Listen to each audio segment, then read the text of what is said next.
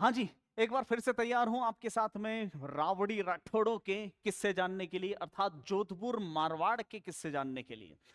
तो हमने last video में बात की थी राव जोधा के बारे में कि उनको, ये है राव जोधा, मारवाड़ के महान शूरमा और मेरे सबसे फेवरेट। सच्चे दिल से कहूं ना, अगर कोई मुझसे पूछता है ना कि आपके सबसे फेवरेट शासक कौन है राजस्थान के इतिहास में, मैं कहूंगा राव जोधा। क्योंकि राव जोधा, जिनका समय लगभग 1438 से लगाकर 1453 से भी शुरू कर सकते हैं, और शासनकाल खत्म होता है 1489 में, 1489 में। राव जोधा, आप तो जानते हैं कि राव जोधा जो मंडोर पाने के लिए 14 साल से प्रयास कर रहे थे, तो आखिरकार राव जोधा को मंडोर कैसे मिला? राव जोधा को मंडोर कैसे मिला, इस वीडियो का मुद्दा यही है। तो राव जोधा को मंडोर मिलने के पीछे बहुत बड़ा कारण था। पहले उस कारण को समझ लेते हैं। देखिए, आप तो जानते हैं, मैं पहले भी बहुत सारे वीडियोस में कवर कर चुका हूं, आप और भी वीडियोस उठा के देख सकते हैं। जैसे कि आपको पता होगा, मारवाड़ में राठौड़ शाखा है, और मारवाड़ के राठौड़ों की शुरुआत हुई थी राव सिंहा से।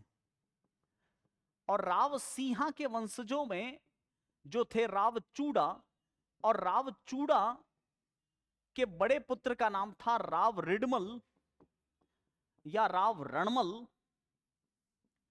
जिनकी हत्या चित्तौड़ में राणा कुंभा के इशारे पर हुई थी। उनके छोटे भाई थे राव काना, और राव रिडमल सा के पुत्र थे जिनका नाम था राव जोधा, जिनकी हम चर्चा अभी कर रहे हैं। और राव रिडमल की एक बहन थी हंसा, और उस हंसा का ब्याह हुआ था मेवाड़ के अंदर। आप जानते हो, मेवाड़ में सिसोदिया शाखा है, और इस मेवाड़ की सिसोदिया शाखा में सबसे पहले महाराणा थे हम्मीर, और हम्मीर के पुत्र थे खेता, खेता के पुत्र थे लाखा, और लाखा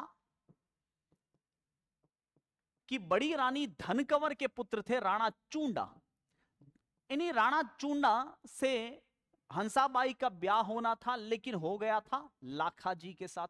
और हंसा और लाखा के पुत्र हुए थे नेक्स्ट महाराणा मोकल, और मोकल के पुत्र थे राणा कुंभा। अगर हंसा के पुत्र मोकल हैं और मोकल के बेटे कुंभा हैं, मोकल की रानी सौभाग्य कंवर से उत्पन्न हुए कुंभा, तो कुंभा के हंसा क्या लगी? दादी। लास्ट वाले वीडियो में मैंने बताया भी था कि जब हंसा का भाई रणमल कुंभा की हत्या करना चाहता था, तो उस समय हंसा ने अपना पाला बदल दिया था। वो कहते हैं ना, मूल से ज्यादा सूद, यानी मूल रकम से ज्यादा ब्याज प्यारा लगता है। तो कुंभा के पक्ष में आ चुकी थी हंसाबाई, और रणमल को कुंभा, हंसा, चूंडा और भारमली दासी की सहायता से मरवा दिया था। और राव जोधा वहां से भागने पर विवश हो गए थे, 14 साल तक भटकते रहे। तो राव जोधा की हंसाबाई क्या लगी? राव जोधा के पिता रणमल की बहन है हंसा, तो राव जोधा के हंसा क्या लगी? बुआ, बुआ जी। और मैंने आपको कहा था, इन दोनों रियासतों में घाणेराव, नारलाई और सांडेराव, जो कि पाली डिस्ट्रिक्ट में है, इन तीनों ठिकानों का विवाद चल रहा था। ठीक है, तो इस विवाद को सुलझाने के लिए और दोनों मारवाड़ के राठौड़ों की और मेवाड़ के सिसोदियाओं की दुश्मनी को बंद करने के लिए एक बार राव जोधा ने अपनी बुआ हंसाबाई से गुपचुप तरीके से कांटेक्ट किया और कहा, हंसाबाई को राव जोधा ने कहा कि बुआ जी, आप कैसे भी करके एक बार अपने पोते को मेरे से मिलवा दो, अपने पोते को एक बार मिलवा दो मेरे से। बस कोशिश ये करना कि वो अकेला आए, कम से कम साथ में चूंडा तो ना आवे, क्योंकि चूंडा आएगा तो राव जोधा अच्छी तरह से जानते हैं कि कूटेंगे। इसलिए हंसाबाई ने अपने पोते कुंभा को कहा, देखिए कुंभा के दो पुत्र थे बड़े वाले, एक का नाम था, कुंभा के बड़े पुत्र का नाम था, जिसका नाम था उदा या उदयकरण या उदय सिंह फर्स्ट, और एक छोटा पुत्र था जिसका नाम था रायमल। तो हंसा ने कहा अपने पोते कुंभा को कि मैंने अपने पड़पोते के लिए एक लड़की देखी है। उस समय पड़पोते यानी रायमल की आयु सिर्फ 5 साल की थी। तो मैं तो डोकरी हूं, बूढ़ी हो चुकी हूं, आज नहीं तो कल चली जाऊंगी, तो मेरे हाथ से रायमल के हाथ पीले हो जाएं तो इससे बढ़िया क्या होगा। आप भी जानते हो कि आज भी घर के अंदर जो शादी ब्याह का जो लास्ट फैसला है वो कौन लेते हैं? दादा दादी, जो बड़े बुजुर्ग होते हैं वही लेते हैं। तो उस जमाने में तो बेशक वही लेंगे। तो हंसा ने कहा कि रायमल के लिए मैंने लड़की देखी है। तो कुंभा ने कहा ठीक है दादी, लड़की देखने कहां जाना है? तो कि हम जाएंगे दादी पोता सोजत। सोजत कहां है? पाली में साहब, सोजत जाएंगे। तो दोनों दादी पोता यानी कुंभा और हंसा सोजत गए, और सोजत में एक बासाब, डोकरे बासाब, वह लंबी लंबी दाढ़ी, उनके हाथ में एक छोटी सी नानी सी गुड़िया थी, 3 साल की क्यूट सी गुड़िया। हंसा ने इशारा किया उस गुड़िया की तरफ कि ये देख, अपने पोते पड़पोते रायमल के लिए कैसी रहेगी। वो गुड़िया राणा कुंभा को इतनी पसंद आई कि उस गुड़िया को अपनी हाथ में लेकर गोदी में खिलाने लगे। और उन बासाब ने कहा, उस गुड़िया के पिता ने, कि हुक्म, अगर आपको मेरी बेटी पसंद आ गई हो तो सगाई का नारियल दे दो। तो कुंभा ने कहा कि सगाई का नारियल तो दे दे हुक्म, पर पहले खानदान का अता पता तो चले। तो फिर उस बासाब ने कहा कि हुक्म, खानदान तो मारो ही ऊंचो ही है, अगर मेरी छोरी पसंद आ गई है तो सगाई का नारियल दो। लेकिन कुंभा नहीं माने, तो हंसा ने भी फोर्स किया कि तू सगाई का नारियल दे देना, बाद में खानदान पूछ लेना। तो कुंभा ने सगाई का नारियल उस छोटी सी गुड़िया के हाथ में दे दिया, और उन बासाब ने दाढ़ी वाड़ी हटा के कहा कि हुक्म, मैं बेटी को बाप जोधा, धरती रो धड़ी तो दोरी हो सके पर धरती रो स्वामी कदी नहीं हो सके।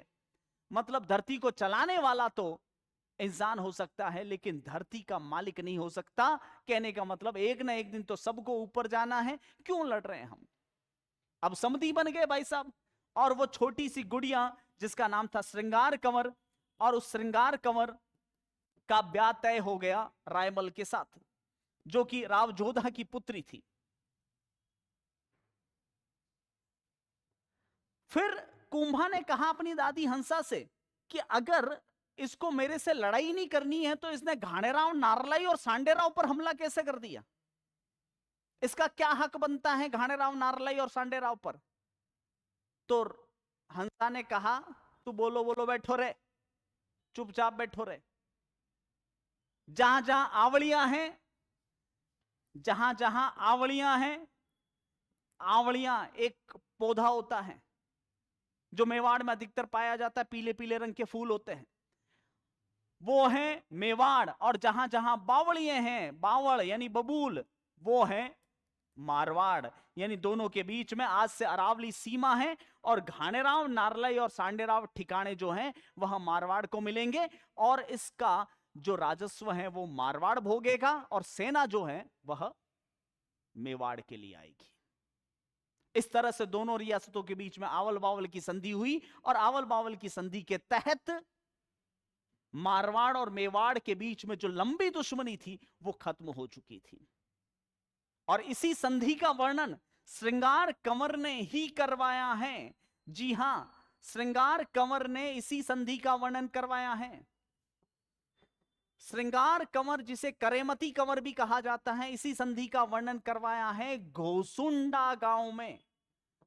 घोसुंडा गांव वर्तमान में कपासन चित्तौड़ में है, और वहां पर एक बावड़ी बनवाई थी जिसका नाम था श्रृंगार बावड़ी, और इसी श्रृंगार बावड़ी पर इस संधि का वर्णन है और इस मैटर का भी वर्णन है।